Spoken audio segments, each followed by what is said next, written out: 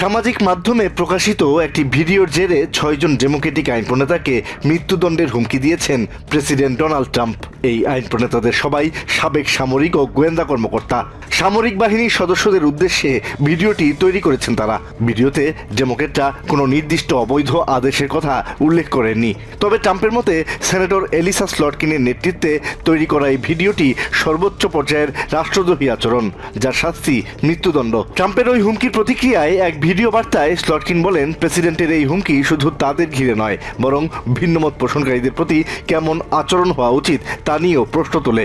স্লটকিন বলেন, তিনি দেশকে ভালোবাসেন। মতের অমিল হলে ভীতি প্রদর্শন করা নতুন স্বাভাবিকতা হলেও তা তিনি মানতে নারাজ।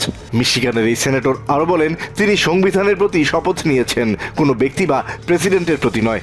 ট্রাম্পের হুমকির বিষয়ে ক্যাপিটল হিলে সংবাদ সম্মেলন করেন হাউস মাইনরিটি লিডার হাকিম জেফ্রিস। ট্রাম্পের কাছ থেকে এমন আচরণ অপ্রত্যাশিত নয় বলে মন্তব্য করেন তিনি।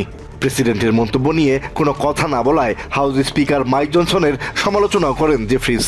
অন্যদিকে সাবেক সেনা কর্মকর্তা ও ইন্ডিপেন্ডেন্ট ভেটেরানস অব আমেরিকা নামে সংগঠনের প্রতিষ্ঠাতা পল রাইকফ বলেন, ডেমোক্রেটিক আইন প্রণেতাদের ভিডিওটি তার পছন্দ হয়নি, কারণ তাদের বার্তাটি স্পষ্ট নয়। তবে বিষয়টি নিয়ে প্রেসিডেন্ট ট্রাম্প অতিরিক্ত উত্তেজনা সৃষ্টি করেছেন বলে মন্তব্য করেন তিনি। তার মতে, ট্রাম্পের উস্কানিমূলক মন্তব্য আইন প্রণেতাদের জন্য বিপদ ডেকে আনতে পারে।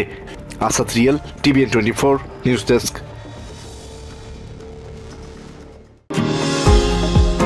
নিউ ইয়র্ক থেকে সম্প্রচারিত TVN 24 টেলিভিশন বিশ্বজুড়ে বাঙালির কণ্ঠস্বর।